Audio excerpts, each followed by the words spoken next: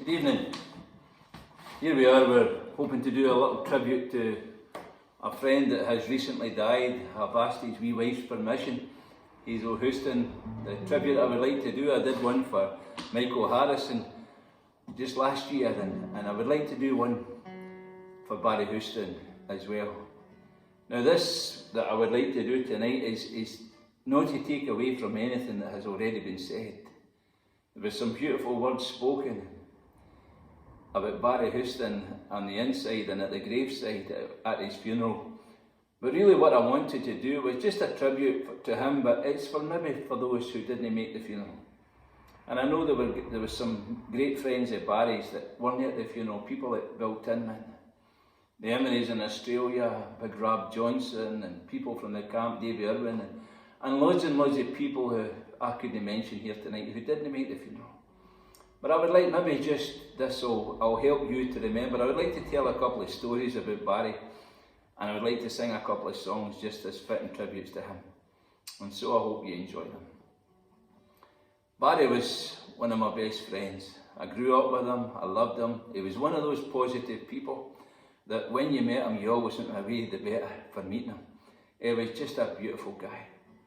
One of the stories that brings to mind is that I worked with him for a while in the factory. And I can remember one day I was the supervisor there, and he was working at a machine with another fella, and the young fella was really annoying him and saying things that he ought not to be saying, and vile things, horrible things. And Barry wasn't getting perturbed, but the more I was listening, I was stamping boxes at the time in the factory, the more I was getting annoyed. So I went up to the young fella to finish up and I said, "Look son, see if you say that again to Barry, I'll knock your head clean off your potty."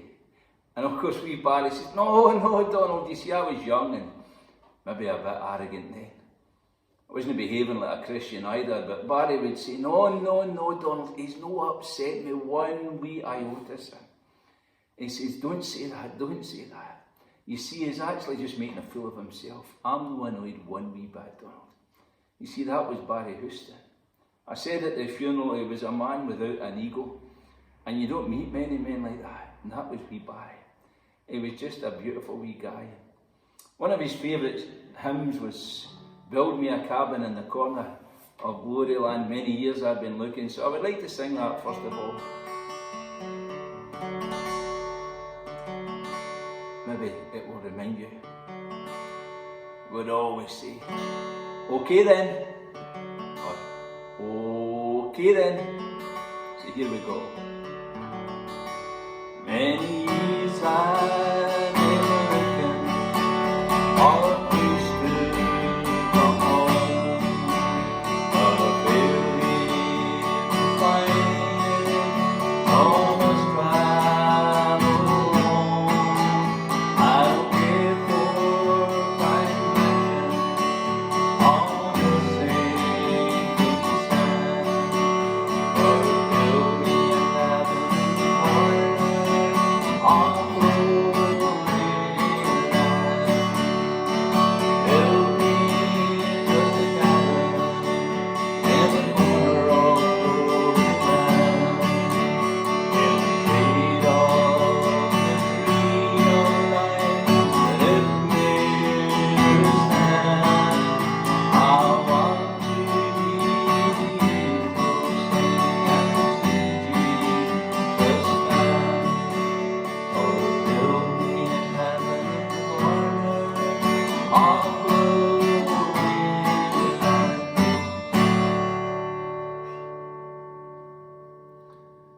I played that song to my wee mother who's just recently went into a care home. Whenever I played it, she says, "That reminds me of wee Barry Houston." And it always reminds me of him as well.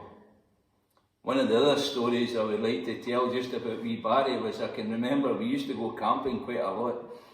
And we went to this place called Ross Bay. It's right down in the Galloway coast, down by Kirkcudbright. And when we arrived there was great big hares that were running about. They were the size of big dogs. And I asked the farmer, you see, they're slugged in with lead pellets in it. They were ideal for shooting these hares, and I asked if it was okay if we could shoot some of the hares, and he says, "Aye, no problem, you just go ahead, they're just vermin anyway." And so I can remember that we sent all the boys that were at the camp into the field, and I would lie at the gate. I can remember you got about 3 seconds when you stood up at the gate. The hair would just stop as it approached the gate, and you could fire your gun and get an opportunity. And I remember getting one, and we skinned it and tried to eat it. It probably tasted horrible, but we were kidding on our Bear Grylls. But I can remember one day saying to wee Barry, right, it's your turn for the gun, Barry, and I want you to lie at the gate. And so we went into the field, and wee Barry was lying at the gate with a gun.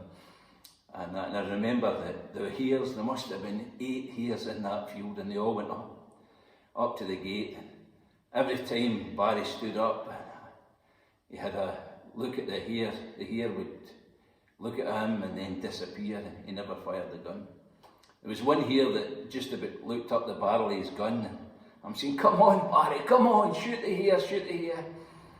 But he never shot it. I remember going to him at the end and saying, Barry, what was wrong? Why did you not shoot it? He says, you know, when I stood up and I seen that wee hare there, I just hadn't the heart to shoot it, sir. I just didn't have the heart to shoot it. And that was just wee Barry. You see, it's such a soft heart. It was such a beautiful wee man. He wasn't like me at all. I remember when we were camping one of the times, we were camping at Moffat. We were in a tent. We kept seeing all these lights coming out the hills, and I don't know whether there were witches or not, but we used to think there were witches that came down. We thought we'd landed in the middle of a coven. And we were getting ourselves quite scared because these lights kept coming. Maybe about 30 lights down out the hills, and then we would go up to the gate where they were at. The lights would go out and we couldn't see anybody. I remember in the middle of the night, we were in a 10-man tent, and I was right at the door, I was right at the end. And during the night we heard all these noises outside the tent. All of a sudden, being right at the door, we all rolled to the back of the tent, and there was about 10 feet, and we were all frightened to go out in case there was all these witches out the back, out the side of the tent. But I can remember eventually we plucked up courage and we flung wee Barry out of the tent. wee Barry had to go first, and he was complaining. He says, these are all karate kids. He says, I've all done orange belts and belts in karate, and here I'm going out.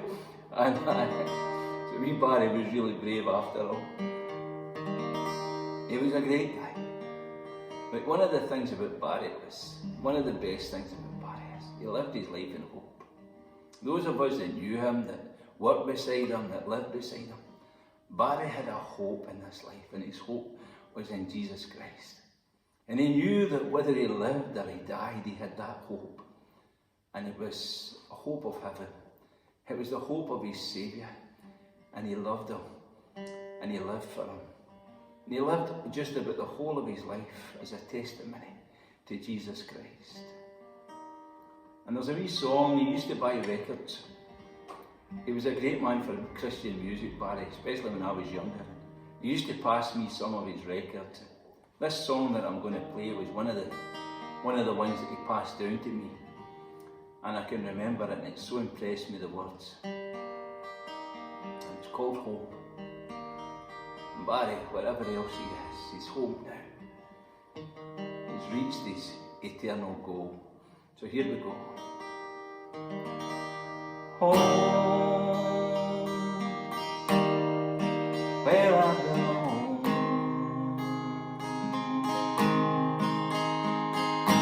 Home,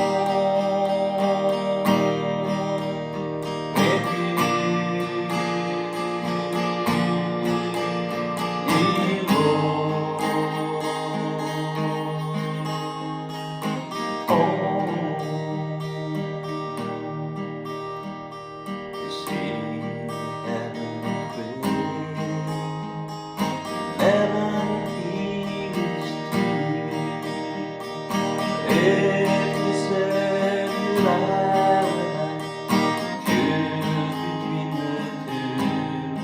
I don't know, I'm going home, where I belong. Home, when I'm feeling low.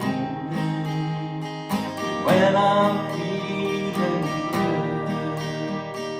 Such a joy to know that I'm only passing through. I'm going home. I'm going home,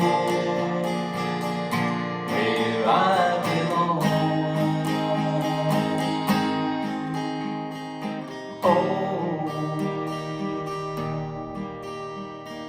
one day I'll be dreaming, death knocks on my door, and I'll awake to find that I'm not homesick anymore. I'll be home. I'm going home, where I belong.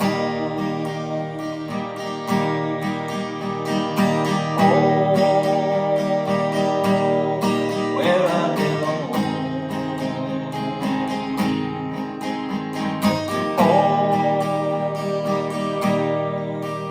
With you